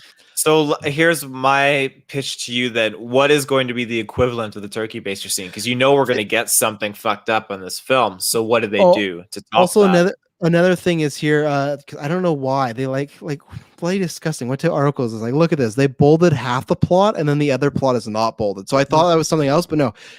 Their quiet existence is shattered when a group of kidnappers show up and take the girl, forcing the blind man to leave his safe haven to save her. So like, yeah, there's not, but no, you can't recreate that turkey baster thing. That is like, well, I'm not saying recreate. What's their equivalent going to be? You can't.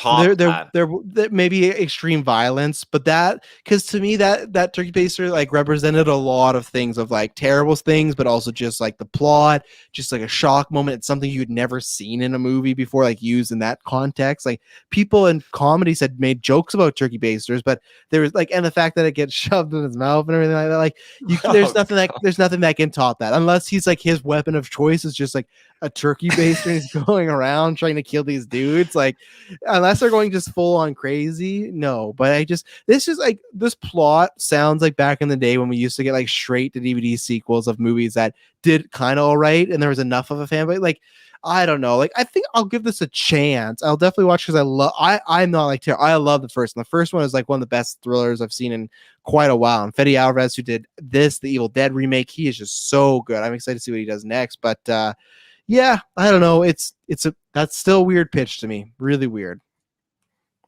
Yeah, I second that. Anything else to shout out to? I know you maybe always have something going on, but anything else we want to shout out now? I got a couple things. Yeah, they announced that Loki's being bumped to Wednesdays now. Why didn't you bring this up when we were talking about the Marvel stuff? It completely slipped my mind. Okay, cool. I think at first everyone's like, why are they doing this? Me and Taylor talked about this because, like, one, I think it's just, Bad Batch is animated, get them off the same day. Like, you can trend separate times of conversation. I think if you have that going on, it's too much. Also, next year, I think they're going to run into this problem with the live action Star Wars and Marvel shows. And 3, if they would have kept Loki on Fridays, one of the episodes of Loki would have came out the same day that Black Widow drops on Disney Plus for premiere access. So I think it just makes perfect sense. It's a change up, but I like it. Kirklin, do you like it being on Wednesdays, or would you prefer the Friday slot? I don't know how I feel yet. I feel like I'll really know how I feel Wednesday morning when I'm going to work and it's not Friday. I feel like that's the main thing, because like I don't know, my Fridays, like some way, shape, or form, I usually am able to like make it a low effort day. So when I'm working on 3 hours of sleep, I feel like it'll really depend on like the runtime. Do we know the runtime of the Loki show? I think they'll be similar to Falcon. Oof. Okay.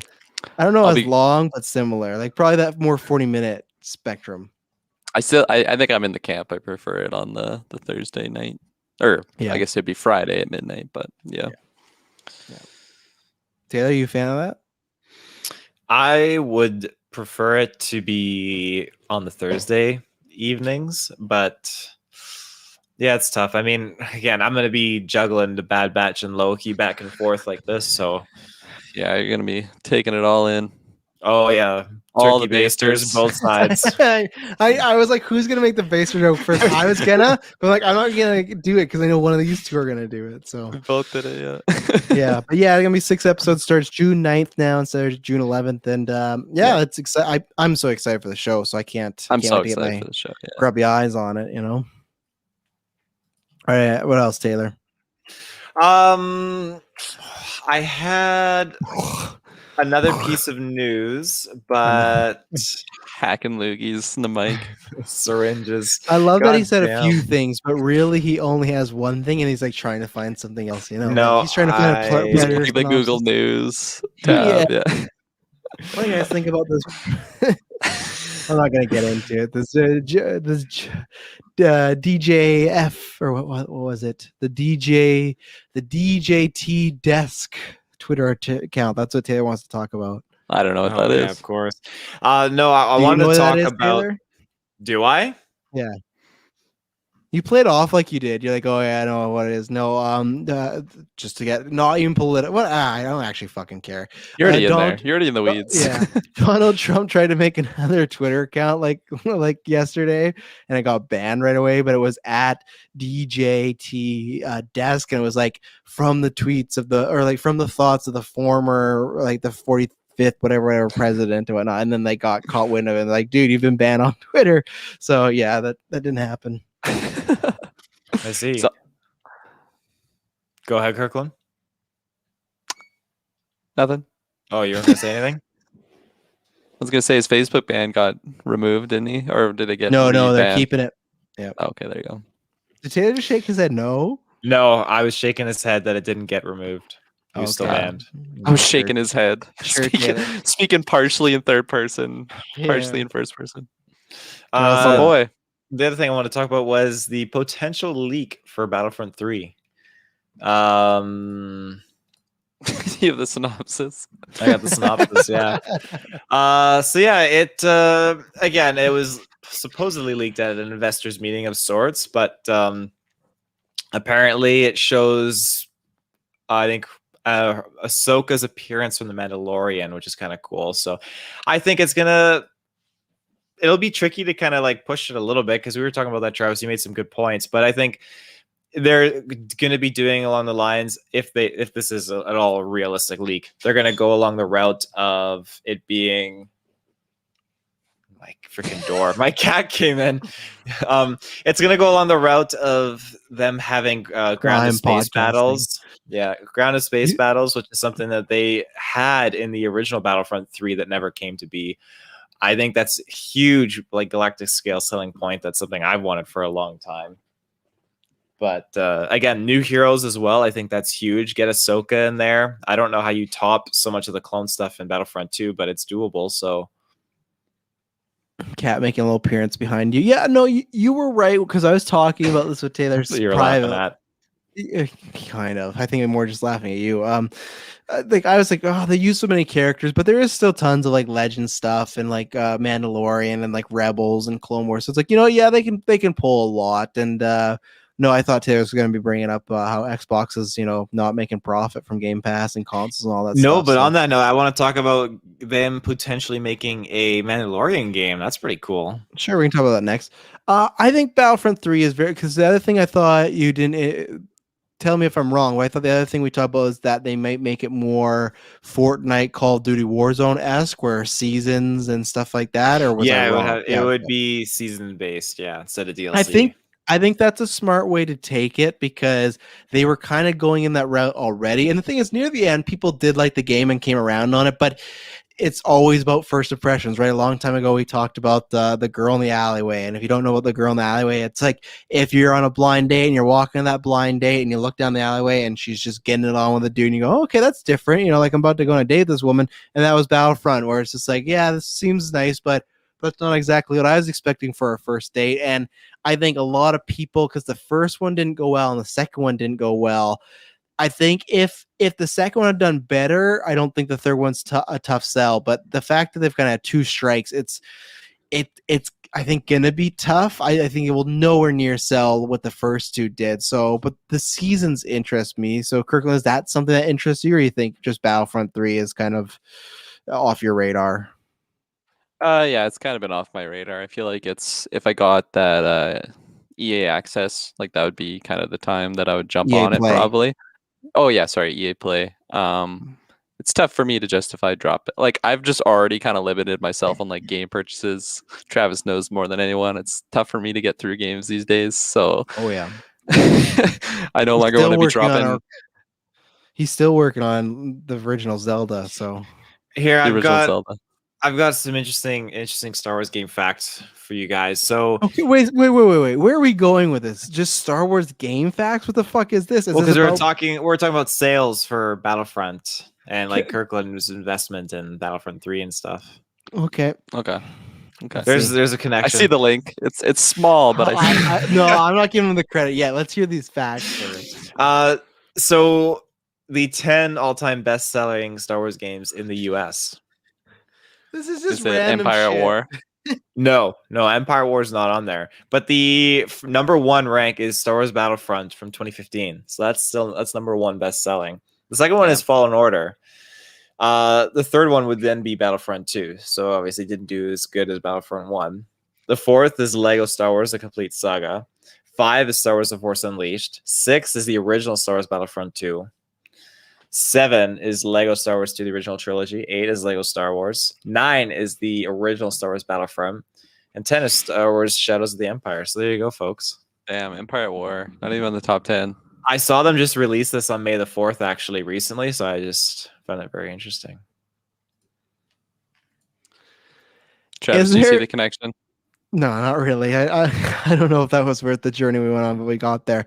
Taylor, do you think there's any chance that this is free to play? I don't think there is, but do you think there's a chance they take the Warzone route, or or at least like do they make a base game in this season's thing that the additional thing is that could be free to play? That's what I'm kind of getting at. Would there be a free to play option, or you think it's EA, they're not going to do that shit? I don't think EA is going to do it, but it does seem to be the route that companies are doing. I learned that Ubisoft is doing a Division title that will be completely like a free multiplayer game on consoles. I heard Division Turkey Baster. Turkey Baster, yeah. It's something that I think developers are pursuing. With EA, though, I don't see them doing that because they'll just put it on their EA.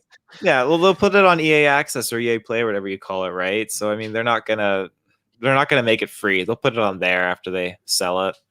Yeah, I was just wondering because if it was being compared to those other, I thought, well, those are free and maybe it would, but yeah, I didn't think so. Just because EA is fucking, trying to get any money possible. It's going to be hard, like if this game does come out, any games that EA does that are Star Wars related, to justify buying them. Because like as a collector, I want to, but again with Squadrons, I just as a collector, not even because he wants to play the games, just as a collector of video games, I guess. Oh yeah, I love collecting Star Wars video games, and with Squadrons, that was interesting because it wasn't on EA Access right away. Obviously, it took a few months, but again, it's one of those things where the game came out as $50. The next month for Black Friday, Boxing Day, it dropped down to $29, and then it's free on EA Access. So it's just like a catch-22. I don't know how that sold, but I'm gonna guess not well. It sold well enough that they're pumping out DLC after they said they weren't going to. So I'm happy about that. Well, that's good. Yeah, you want to talk about this Mandalorian rumor game? Yeah, there's rumors and not leaks, whispers, Kirklin, that there is a Mandalorian game coming out from Xbox or from Microsoft. What do you think? You game? I'm intrigued. As I just mentioned, it's tough for me to justify dropping big money on games like that. But like, I would imagine it would go to Games Pass, and if it's on Games Pass, it'd probably be on PC. And if it was on PC, that would be my access into it. Like if it just came out at launch, I probably wouldn't pick it up, even if it just was on Games Pass right away. But like maybe if it like is tied in with like the new season, and then I'm just like riding that high of like the show, and then I'm all pumped to like play as a Mandalorian. That's probably where it'd go. I mean, that's what happened to me with purchasing Mortal Kombat 11. I saw that trailer and I got super hyped. So it'd be smart of them to tie it in with like the release of the show like that. It is interesting. Anytime that there's a new Star Wars video game out, I just get excited because there's so much to that universe, and as long as it's something new, I'll be intrigued. So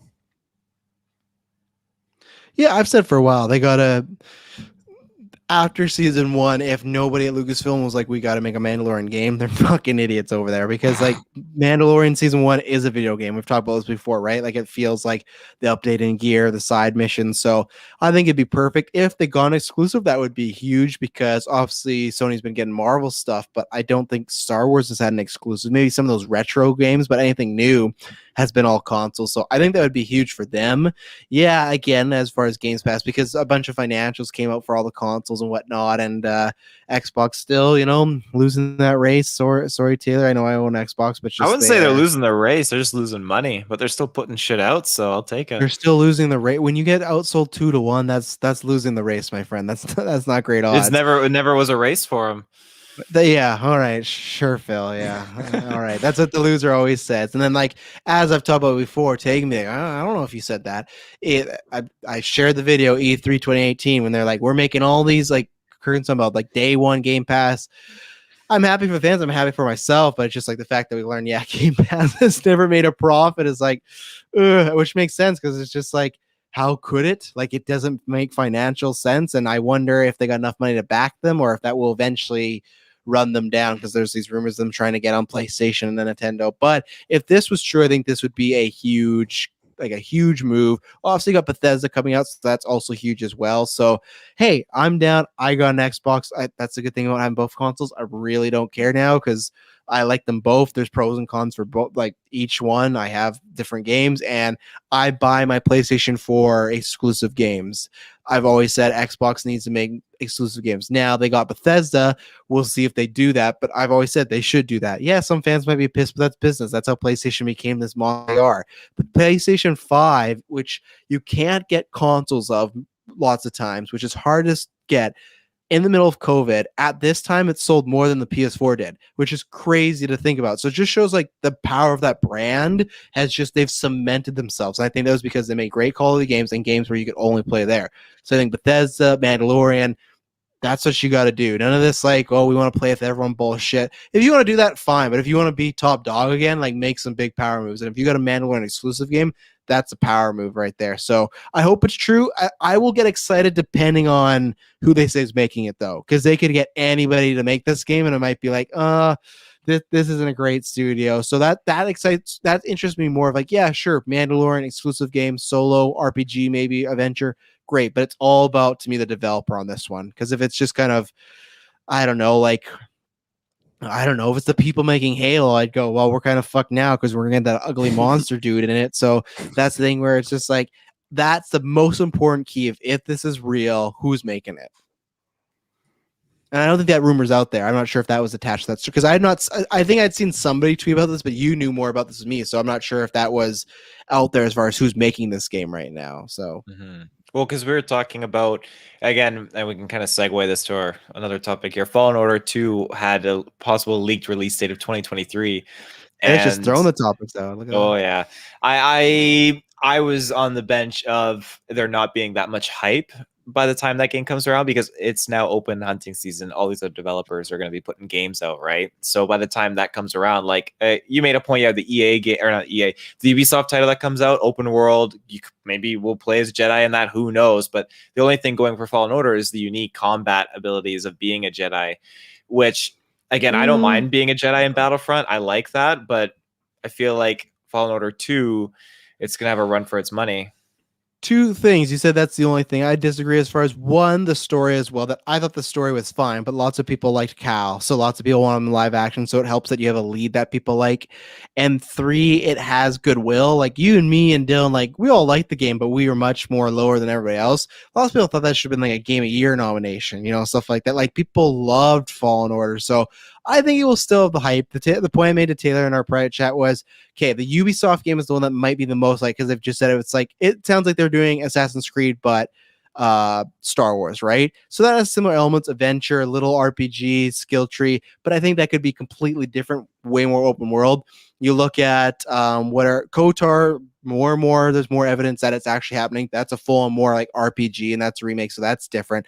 What's the other game out there we were talking about? If Battlefront happens, that's like a shooter and stuff or whatever. It's like a multiplayer. And is there one more, or was that just all of them? I can't remember if there's another Star Wars game, but I feel like the other Star Wars games are different enough that people won't look at Jedi Fallen Order and be like, oh, like it's not gonna be like Andy with Woody, like I don't want to play with you anymore and toss them away. Like I think Jedi Fallen Order will do better than the first one, unless the game comes out, it just sucks. But I think people are pretty, they were happy with it and they'll be excited for a sequel because there's no guarantee that Ubisoft game is good. It could come out and crap too, right?